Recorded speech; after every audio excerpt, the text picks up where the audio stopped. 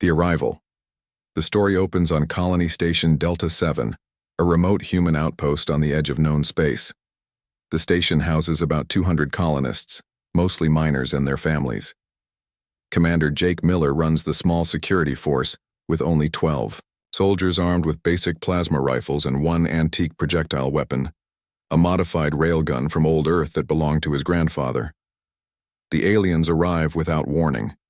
Their ships are massive, sleek vessels that dwarf the human station. The Vex Empire, a proud warrior race with advanced energy weapons and personal shields, demands the humans surrender their mining rights to the rare mineral deposits on the nearby planet. The Vex are tall, reptilian beings who view humans as primitive and weak. Captain Crix, the Vex commander, contacts the station. He gives the humans 1 hour to evacuate or face destruction. The colonists panic, but Jake refuses to abandon their home. He knows his small force cannot match the alien technology, but he has a plan. The other soldiers think he's crazy when he unveils the old railgun, a massive, crude-looking weapon that fires solid metal slugs instead of energy beams. The Vex scan the human weapons and laugh through their translators. Their intelligence reports show humans use primitive kinetic weapons while the Vex have energy shields that can stop any plasma blast. Captain Crix mocks the humans over the comm, calling their weapons ancient toys and promising to collect them as trophies after the battle. The underestimation.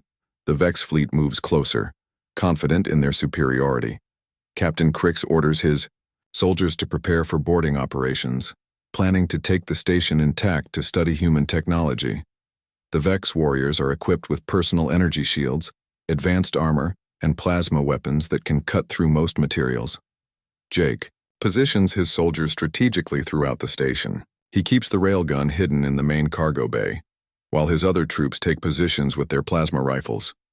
The colonists hide in the emergency shelters, their fate hanging in the balance. The first wave of Vex shuttles approaches the station. The aliens are relaxed, chatting about the easy victory ahead.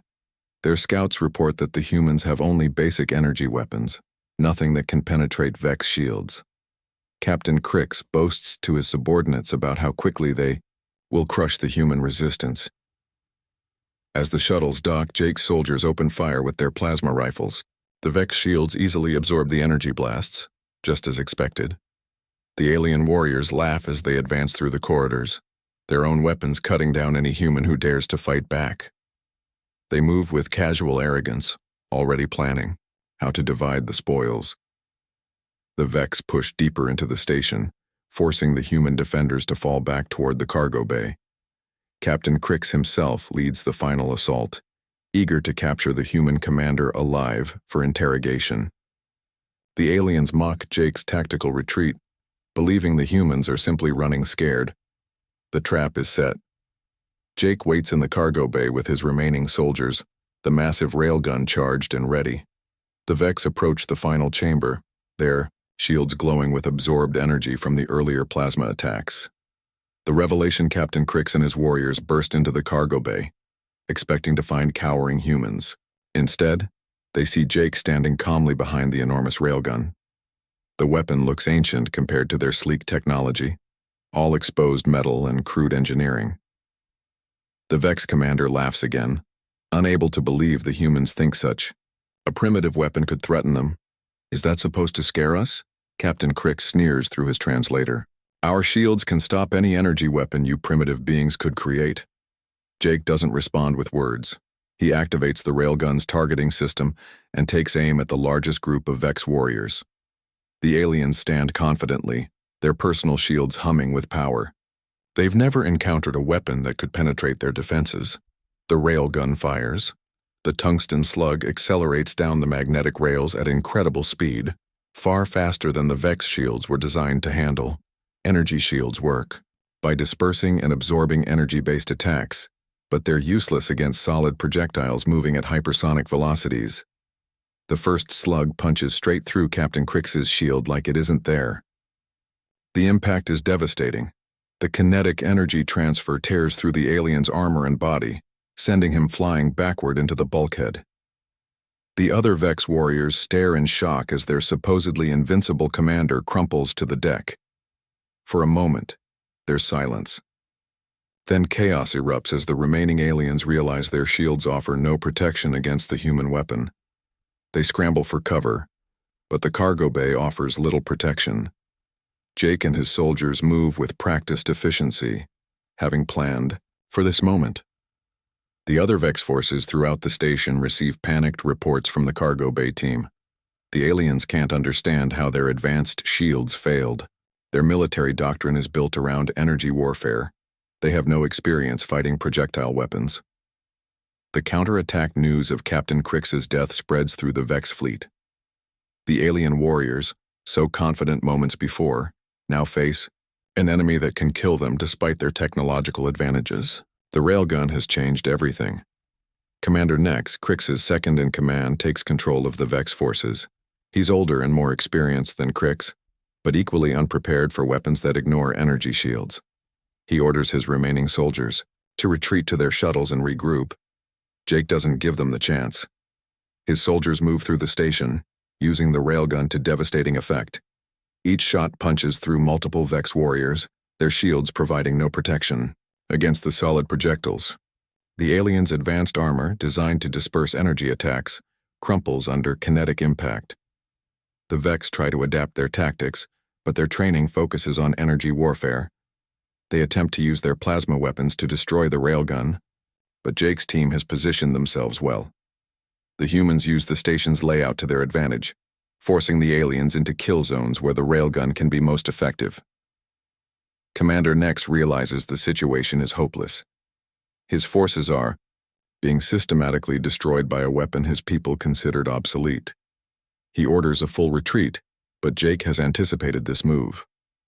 The railgun's range extends well beyond the station's docking bays. As the Vex shuttles attempt to flee, Jake tracks them with the railgun. The tungsten slugs punch through the shuttle's hulls with ease, their energy shields useless against kinetic attacks. One by one, the alien craft are destroyed or crippled, their crews stranded in the vacuum of space.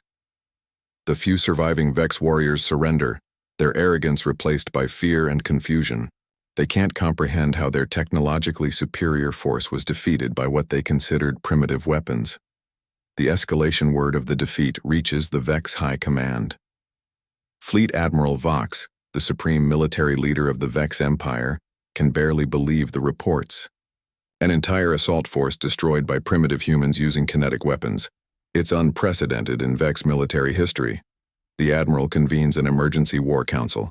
The Vex have conquered dozens of worlds, always relying on their superior energy weapons and shield technology. No enemy has ever used projectile weapons effectively against them. Their military doctrine has no contingency for kinetic attacks. Meanwhile, Jake interrogates the captured Vex soldiers. He learns about their empire's weaknesses, their complete dependence on energy shields, and their lack of experience with ballistic weapons. He also discovers that more Vex fleets are already en route to Colony Station Delta 7, drawn by the distress signals. Jake sends an urgent message to Earth Command, explaining the situation and requesting immediate reinforcements. He emphasizes the effectiveness of kinetic weapons against Vex shields and requests that Earth send ships equipped with railguns and other projectile weapons. The message reaches Earth just as a massive Vex battle fleet emerges from hyperspace near the colony. Admiral Vox has decided to personally oversee the destruction of the human outpost. His fleet consists of 36 warships, each armed with devastating energy weapons and protected by powerful shields. Admiral Vox contacts the colony, demanding to speak with the human commander who defeated Captain Crix. He wants to understand how his forces were defeated before he destroys the station and everyone on it. Jake agrees to the communication, but he's buying time. Earth Command has responded to his message and help is on the way. He needs to keep the Vex fleet occupied until reinforcements arrive. The fleet battle Admiral Vox's fleet surrounds Colony Station Delta 7, weapons charged and ready. The Vex commander is determined to avenge his fallen warriors and restore his empire's reputation. He plans to broadcast the station's destruction across Vex space as a warning to any who would dare resist them, but Jake has prepared for this moment too. The station's defenses include several railgun emplacements, each capable of launching tungsten slugs at incredible velocities. The Vex shields designed for energy weapons are completely ineffective against kinetic projectiles. The battle begins when Admiral Vox grows tired of waiting for surrender. His ships open fire with massive energy beams, expecting to overwhelm the human defenses quickly. The station's shields absorb some of the damage, but they're not designed to withstand a full fleet assault. Jake waits until the Vex ships move closer, confident in their superiority. Then he activates all of the station's railguns simultaneously. The tungsten slugs streak across space at hypersonic speeds, invisible to Vex sensors designed to track energy weapons. The results are catastrophic for the Vex fleet. The projectiles punch straight through their shields and armor, tearing massive holes in their hulls. Several ships are destroyed outright, while others are crippled and venting atmosphere. Admiral Vox can't believe what he's seeing. His most advanced warships are being destroyed by primitive kinetic weapons. He orders his fleet to scatter and attack from longer range, but the railguns have impressive reach and accuracy. Just as the tide seems to be turning against the humans, Earth reinforcements arrive. A small fleet of human ships, hastily equipped, with railguns and kinetic weapons based on Jake's intelligence, drops out of hyperspace behind the Vex formation. The Earth fleet, led by Admiral Smith, immediately opens fire with their own railguns. The Vex find themselves caught between two forces, both armed with weapons that ignore their technological advantages. The victory. The final battle is swift and decisive. The Vex fleet, designed for energy warfare, has no effective defense against the human kinetic weapons. Their shields, their pride, and the foundation of their military doctrine are useless against solid projectiles moving at incredible speeds. Admiral Vox makes one last desperate attempt to salvage the situation. He orders his remaining ships to ram the human vessels, hoping to use their superior size and mass to advantage. But the human ships are smaller and more maneuverable, easily avoiding the clumsy charges while continuing to pour kinetic fire into the Vex hulls. One by one, the Vex warships are destroyed or disabled. Admiral Vox's own flagship, the pride of the Vex fleet, takes multiple railgun hits and begins to break apart. The Admiral himself is killed when a tungsten slug punches through the bridge, ending Vex resistance in the sector. The few surviving Vex ships flee into hyperspace, carrying news of the devastating defeat back to their empire. The message is clear. Humanity may appear primitive, but their weapons are devastatingly effective against Vex technology. Jake surveys the aftermath of the battle. The colony is saved, and the Vex threat has been neutralized. More importantly, humanity has discovered a significant advantage over their alien enemies. The old Earth gun that the aliens mocked has proven to be their downfall. In the days that follow, Earth Command begins a massive program to equip their fleets with kinetic weapons. The lesson is clear. Sometimes the old ways are the best ways. While the galaxy's advanced civilizations focused on energy weapons and shields, humanity kept developing projectile technology, and that primitive approach has given them a decisive edge. The story ends with Jake standing in the cargo bay, looking at the railgun that started it all. The weapon that the Vex dismissed as a primitive relic has changed the balance of power in the galaxy. As news of the victory spreads, other alien races begin to reconsider their assumptions about human capabilities. The Vex Empire, once confident in their technological superiority, now faces a terrible reality. Their entire military doctrine is obsolete against human kinetic weapons. The aliens who laughed at the old Earth gun have learned a hard lesson about underestimating humanity's ingenuity and determination. Jake receives a message from Earth Command. They want him to lead a new task force equipped with the most advanced kinetic weapons humanity can produce. The galaxy is full of alien empires who share the Vex's arrogance about energy weapons and shields. It's time to show them all what human engineering can accomplish. The old Earth gun sits silent in the cargo bay, its job done. But its legacy will reshape the galaxy's understanding of human capabilities and the enduring power of kinetic weapons in an age of energy shields and advanced technology.